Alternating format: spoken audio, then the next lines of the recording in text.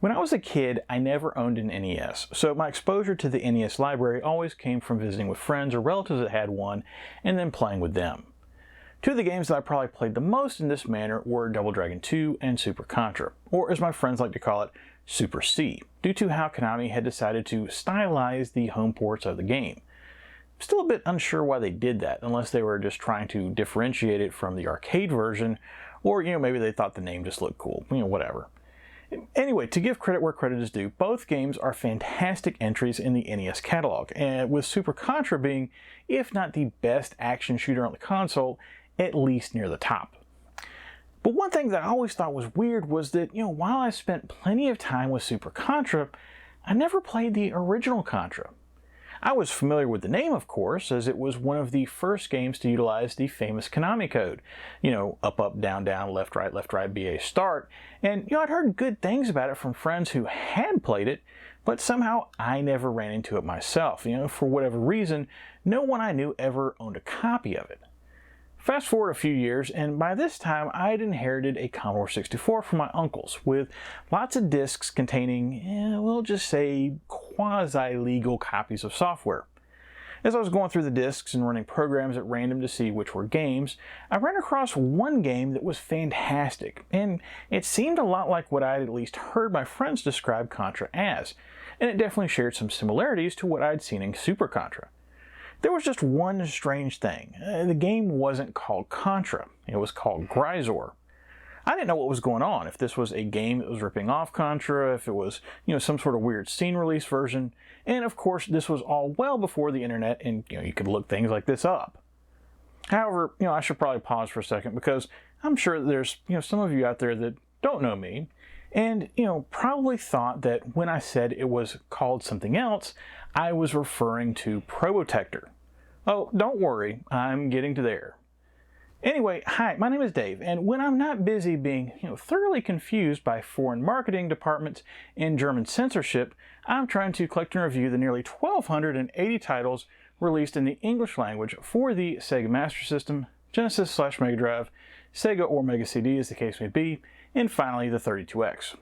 Basically, if I can plug it into a Genesis, either by itself or with some sort of add-on, and be able to read what's up on the screen, I'm trying to get a copy of it and review it for posterity, with both looks at the original packaging and gameplay captured from original hardware whenever possible. Long story short, Grisor was Contra, just with the name change in Europe for reasons. Anyway, the whole point is, with that Commodore 64 port, I had finally played the original Contra and Super Contra, and surprise, surprise, they were both awesome, and I certainly was interested in playing a third game in the series. There was just one problem. At the time, Konami was still very much a Nintendo publisher, and Contra 3, The Alien Wars, was released exclusively for the Super Nintendo in March of 1992. For a long time, I assumed that if I wanted to play another Contra game, I would have to give some money to the big N. But then an actual Christmas miracle happened, and at the end of 1992, Konami broke from Nintendo's exclusivity and finally released their first two Genesis games, in Sunset Riders and Teenage Mutant Ninja Turtles: The Hyperstone Heist. With this break, the door was now open for Contra to possibly finally appear on the Sega console, and after having to wait for almost 2 more years, Contra Hardcore would finally be released for the Genesis in September of 1994. So, was Contra Hardcore worth the wait? Does it live up to the series' legendary reputation for action? And what on earth was that Probotector nonsense that I brought up?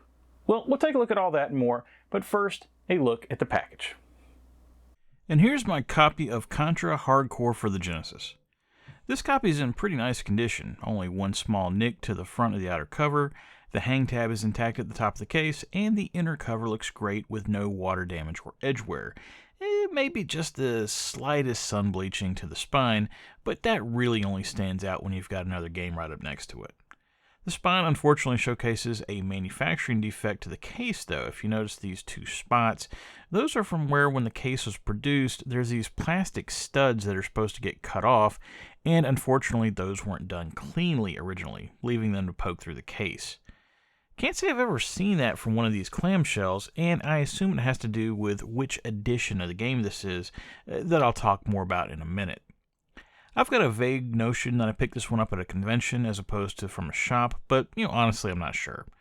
I do know that I've had it for a few years now, and when I picked it up, it was right around $100, which at this point makes it a good investment because clamshell versions of the game average around $140 right now on price charting, with some going even higher than that. I mentioned the clamshell version there because this is one of those titles that, due to its popularity, got multiple releases, with it eventually also getting a cardboard box version from Majesco, and those, as expected, sell for slightly less. However, and this was a bit of a rabbit hole that I went down this week to make sure this was an authentic copy, not only was there a cardboard box re-release, but Konami themselves re-released the game first. If you notice up at the top, right below the Konami logo, you can barely make out the word Classics. Konami's title sold so well in the Genesis that they had to do an additional run, but for that second run, they had the titles produced in Mexico using extra Acclaim cartridge shells and cases to save money. And I assume the cutting corners is how I ended up with a copy that had that case defect on the spine. They apparently did this for Contra, Animaniacs, and both Tiny Toon games, so if you're collecting and you see a copy that looks a little odd, look for that Classics label. It's probably one of those. Thanks go to Royal T and Super Gamboy at the Video Game Sage forums for doing the research here. As far as the front cover artwork goes, I think this is pretty solid and reflects the look of the game well, with my only real complaint being that only character Ray Poward is shown and not any of the other three. The Japanese version, on the other hand, goes full anime, showing off all four characters and throwing in antagonist Major Bahamut and Deadeye Joe as well, and hiding one of the bosses in plain sight right in the middle. Ultimately, I think they're both great covers, with each being geared towards their individual audiences. You might notice that I haven't mentioned a European cover for the game, and that's not because it has the same artwork as one of these others. No, that would be far too simple. No, it's because the game was not released in Europe, at least not technically. And no, it wasn't called Grisor Hardcore either.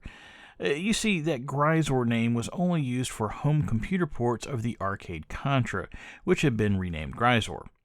For the console releases, Konami created new versions of the games under the series title Probotector, with the human characters replaced with robots to get around the censorship rules in Germany, with Contra Hardcore being the last game in the series to have a European Probotector version. Now, I'm not planning on getting a copy of Probotector and reviewing it separately, seeing as how it's essentially just a reskin, and I've got too many other games still to cover, but who knows, maybe I'll come back to it in 10 years. Flipping over the back, and the rear cover features 6 nice screenshots that show off some of the crazy boss fights in the game, and I think my only criticism with these is, since they included so many, they're also kind of small, which makes it hard to see just how impressive some of this stuff appears. The flavor text also has the problem of being a bit hard to read on the light background, but you certainly can't accuse the design of being boring. The text also gets brutally honest towards the middle. Do you think you can handle it? Trust me. You can't. I mean, that's probably true, but do you have to come out and say it like that? Finally, opening up the clamshell, and just real quick, you can see what I was referring to earlier about this being a rebadged Acclaim product. You can see there's a Konami sticker on the back of the cartridge shell covering the Acclaim logo, and there's also Acclaim stamping on the clamshell that's normally covered by a black sticker, but I removed it to verify. As far as the manual goes, this is a solid manual that doesn't go overboard, but also fully covers the game, with breakdowns of the controls, each of the 4 characters, enemies, and even a majority of the levels. My one complaint here is that there is a small error where it states that if you're using a 6-button controller, the X, Y, and Z buttons don't do anything, and that's actually not true, as they do swap between the shooting modes, which is a lot more convenient than having to hold A and B. Okay, that's probably way too much about this package. Let's blow some stuff up, probably including myself. If you were a Contra fan in September of 1994, chances are you were familiar with the previous entries in the series, whether it was playing the games on a Nintendo-based platform or perhaps the arcade versions of the first 2 games. By the time Contra Hardcore came along, you had the original Contra and Super Contra in both the arcades and NES, and not quite a port of Super Contra for the Game Boy in Operation C, and finally a game that often gets discussed as one of the best shooters of all time in Contra 3: The Alien Wars for Super Nintendo. So where does a new game in the series on what's effectively an alien platform come in? Well, believe it or not, from a storyline perspective, Contra Hard Corps is actually a direct sequel to Contra 3. So you might be wondering, well then, why did they just not call it Contra 4? And I think there's probably a few reasons for that, but there's one that comes to mind immediately. And that is the existence of Contra Force on the NES, a game that admittedly really has nothing to do with Contra being originally a completely different game before being converted into a Contra-esque title. And if you want to know more about that, AVGN did a recent video about it. If you hadn't played Contra Force though, and didn't know that it was unrelated, one might be led to think that due to it releasing 7 months after Contra 3, and due to the pun nature of its title, Contra Force versus Contra 4, that it was supposed to be considered Contra 4 and not Contra Hard Corps.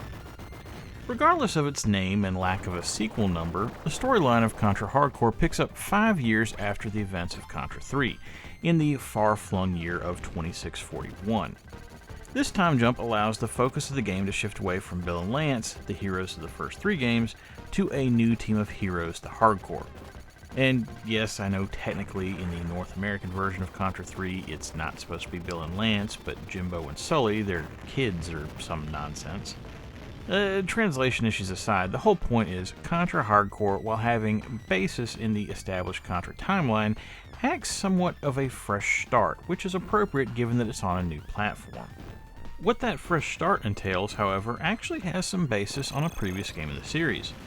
And no, I don't mean the storyline connection with Contra 3, I mean the black sheep of the series I referred to earlier, Contra Force. And before you start in with, but that's not really a Contra game, you said so yourself, let me explain. You see, Contra Force introduced the concept of having multiple heroes to play as in the series. Sure, all of the previous Contra games supported 2 players, and they were supposedly named Bill and Lance, or Jimbo and Sully, I guess. But tell me this, when you're watching gameplay of Super Contra, which one is Bill and which one's Lance? Now, if you happen to know that Bill wears blue pants and Lance wears red pants, well, congratulations, you get a cookie. But the whole point is, the characters in the series previously are physically the same, with the same looks, same abilities, and same weapons. Say what you will about Contra Force and whether it should be considered a real Contra title or not, it did introduce the idea of having multiple characters in the game that had differing abilities that could potentially affect how you play the game and what strategies you might use, or avoid using if that character doesn't really fit your playstyle. Contra Hard Corps expands on that concept, with the 4 characters that make up the core each having their own weapon loadouts and physical attributes and abilities. There's Ray Powered, the male character shown on the cover that's the closest to the traditional heroes of Bill and Lance. And then Sheena Atranzi, a female character that's similar to Ray, but ever so slightly shorter. Next is Brad Fang, who I guess is some sort of wolf-human hybrid, but also a cyborg. And then finally there's Brownie, a small robot that seems like a murderous version of R2-D2, or more appropriately BT-1 if you're a Star Wars comic nerd. To me, I really enjoy the concept of being able to have 4 completely different characters, especially when it comes to the multiplayer aspect of the game. And yes, Contra Hard Corps most definitely still supports simultaneous multiplayer action. From a basic standpoint, with say Fang being a taller character and Brownie being a smaller character, it means certain enemies might have to be attacked differently, due to their difference in height. Maybe targets won't line up like you'd expect, or in Brownie's case, you might have to get out from behind a barrier because you're too short to shoot over it. Along with just simply the different physical attributes, having 4 characters has opened up the weaponry that's available. And I don't know about you, but to me, one of my favorite things about shooters is the variety of crazy weapons that you can potentially use. Previous Contra games featured weapon power-ups, but just like having 2 characters that were essentially clones of one another, the characters also shared the same set of weapons. Also, in the first 2 games, you could only carry 1 weapon at a time, so when new power-ups dropped, you always had to decide if you wanted the new power-up or if you wanted to stick with the one that you had. Technically, Contra 3 started to correct this by giving players 2 weapon slots, but Contra Hard Corps opens things all the way up, giving players now 4 weapon slots and a smart bomb, with a weapon dedicated to each slot, so now you're no longer penalized for playing well and collecting multiple weapons. However, it goes even further than that, with each character not just having 4 weapon slots and a smart bomb slot, but that each character also carries 4 different weapons, meaning that there's a total of 16 different weapons available to use in the game, each with different strengths and weaknesses. I love the creativity here on Konami's part, as it gives the game all sorts of replayability just from a weapon standpoint alone, and really rewards players for playing well, as they'll have more options for taking on the enemy rather than just having to struggle with a machine gun if they die. Beyond an assortment of different characters and an armory's worth of weapons, things don't stop there when it comes to having reasons to put more time into the game. Let me pose a scenario. Let's say you're playing Wings of War. Fantastic shooter, especially for the time, and good enough to get 4 stars out of me back in episode 261. But, what happens when you get good enough with the game to where you've memorized all the tricks, all the boss patterns, and you know how to make your way through the game? I mean, you've basically seen it all at that point, right? But what if Wings of War gave you a choice? Or multiple choices even? You get to the end of a level, defeat a boss, and then depending on that choice, maybe you go to a different level. You uncover a different bit of story that eventually leads you to a completely separate final boss and ending. That would certainly give a reason to keep playing, right? To go through and explore all the different choices and endings? Well, that's exactly what Konami did with Contra Hardcore, where depending on which decisions your character makes in-game, you can see up to 4 main endings, a secret ending, and even a bad ending, a la Streets of Rage. And while the different storyline endings are nice, of course the main draw here is the assortment of different ending levels and bosses, each with their own impressive nature and challenge to learn how best to defeat. Speaking of bosses, Contra Hardcore has some of the most impressive fights that you've ever seen, especially on the Genesis. Each level has at least 1 mid-boss and 1 final boss, with most of the final bosses having multiple phases in what they throw at you. Playing through the game, you get to the point where you're thinking, oh, well, they can't possibly top that one. And then the next level starts, and the programmers manage to pull something even more insane out of their hat. And for the cherry on top, during my time with the game, I didn't witness any slowdown, and only the tiniest amount of flicker when things got really crazy. So not only did they create something impressive looking with tons of action, they did a quality job on the programming as well. I can honestly say that in the first quarter of reviewing this expansive library on the channel, Contra Hardcore is definitely the best looking game that I've played, at least that originated during the original lifespan of the console, with those incredible boss fights counting for a lot of that. However, having said that, even if you include games developed in the last 10 years, like say Xenocrisis, Tanzer, and Darius, Contra Hardcore still holds its own from a graphical perspective, and at least in my opinion, it's artistically better than all of those. Granted, at that point you're getting into a discussion that's more about personal preferences than if the graphics are good or not, and I certainly would yield if someone preferred one of those titles to Contra. They're all so good that it's really not worth arguing about. The music and sound in Contra Hardcore takes a backseat to the graphics, but that's only because of how stellar the graphics are, and not a knock on the audio quality in the game. The music is just a hair less impressive than the visuals, with a soundtrack that's one of the few that I really think deserves to have a separate CD or vinyl release. And FYI, if you're interested in something like that, there is a vinyl edition of the soundtrack that was issued in 2023 floating around out there. I honestly think that at least out of the first 320 editions of Zilog and Moto, this is the best non-Yuzo Koshiro soundtrack that I've heard. I mean, really, at this point, it's Streets of Rage, and then Contra Hardcore, Gauntlet 4, and Decap Attack in some order, with an honorable mention to Sword of Vermilion.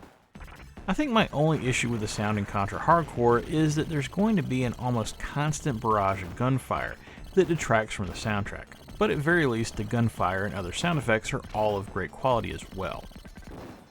Finally, there's one thing that has to be discussed when it comes to Contra Hardcore, and that's the difficulty of the game, specifically in the North American version.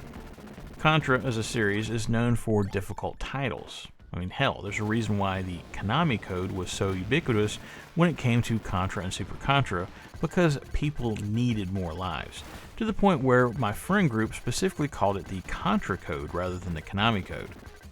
In Japan, Konami recognized the difficulty of the game and included 4 things to make the game easier: a 70 live code, clearly inspired by the 30 and 10 live codes in Contra and Super Contra, a stage select code, infinite continues, and they gave players 3 hits per life, so that it wasn't like the previous games in the series, and most shooters for that matter, where it's 1 hit and you're out. That's a lot to make a game that doesn't feature difficulty levels more accessible to the average player. There's just one problem. None of those things made it to the North American shores. The 70 life and stage select codes were removed, continues were reduced from infinite to 5, and players were returned to the much more common, but also more difficult, 1 hit per life system. And honestly, at first, it feels like a bit much. Contra Hardcore isn't a walk in the park, so I completely understand the mentality of maybe wanting to make things a bit easier on players by giving them the option of cheating, or having multiple hit points before your player goes down. But then I actually played the game this week. Not obsessively, maybe an hour, hour and a half at a time for a few days in a row, and I got better at it. Not good enough to beat the game this week, but I did make it to the end of level 4, which, depending on which ending you're going for, could mean that there was only 1 level left to play. And this was only in like 6 hours or so of gameplay, of which half was simply waltzing through the first 2 levels, usually only losing like maybe a single life. Based on that, I know the game has a reputation of being hard. Hell, hard is literally in the game's name. But honestly, I think it might be a bit overblown, to the point where, when I played the Japanese version of the game via the Contra Anniversary Collection on modern consoles, it felt too easy. This might be a controversial decision, but honestly, I think the difficulty of the North American release is completely appropriate with practice. Although I do recognize that perhaps Konami should have at least left the cheats in the game, and left the choice to use them or not in the hands of the players. Contra Hardcore is a game that I'd look forward to reviewing for a long time on the channel, because it's one that, I'd heard a lot about over the years, and I had actually played it just very briefly back in the day. Just enough to get a slight taste, but not really know fully what was in store. Thankfully, the game has not just lived up to the hype, but actually exceeded what my expectations for the game were. It is a work of art, with visuals that don't seem possible for the console to produce, sound that fully backs up the graphics, controls that are crisp and accurate, and gameplay that blows the normal concept of replayability with shooters out of the water via its multiple characters, level paths, and endings. When I started the channel and came up with a scoring system for the games, the idea was for the 4-star game to be considered a great game, that was considered amongst the best of the console. But I also knew that I needed a little extra, just in case I ran across a game that, really turned it up to 11 in Spinal Tap speak, which is where the 5-star scores came in. A game getting 5 stars would be considered exceedingly rare, and it would be a title that was just simply near perfect in every way. And just what I knew about the library before going through the review process for any of these games, I had, 3 games pegged that I already knew in my mind were going to be 5-star releases, just from playing them over the years. But I didn't know if I would find any other games that met that same criteria, and that maybe, when I got done with all 1,280 of these reviews, it would still just be those same 3 titles. Well, as of this week, that is not the case, as Contra Hardcore enters that pantheon and becomes only the 2nd game to be awarded 5 stars in the first quarter history of Zilog and Moto. It's just that good, and I encourage anyone to play this game. And that's it for Contra Hardcore on the Genesis. When you think of all of the third-party publishers for the console, Konami has to be, if not at the top of the list, at least in the top 3. Granted, I could see arguments for perhaps maybe a Namco or Renovation, but Konami at least developed their own games unlike Renovation, and they also never released a stinker like Balljacks. Looking right at you, Namco. Next time on the channel, we're hitting the Master System yet again. Now, there's going to be a lot of Genesis reviews later this year to balance things out. Just be ready and don't complain when it happens. Anyway, this game has potential to be another banger, being a European exclusive home port of one of my all-time favorite arcade games. However, when I reviewed the previous game of the series, I thought it was, just okay, and I honestly like Sega's take on the series better. Will that still be the case after I play this game? Or will my investigation into the game prove otherwise? Tune in for a very special episode of Zilog and Moto next week. Well, okay, it won't really be special. It'll just be like every other episode of the show, but tune in regardless. The rest of this catalog isn't going to pay for itself. Anyway, that's it for Zilog and Moto episode 320. If you liked what you saw here and want to see more, please think about liking and subscribing if you're so inclined, as it will help more people see these videos. But most importantly, whatever you like to play, have fun and be excellent to each other. Later.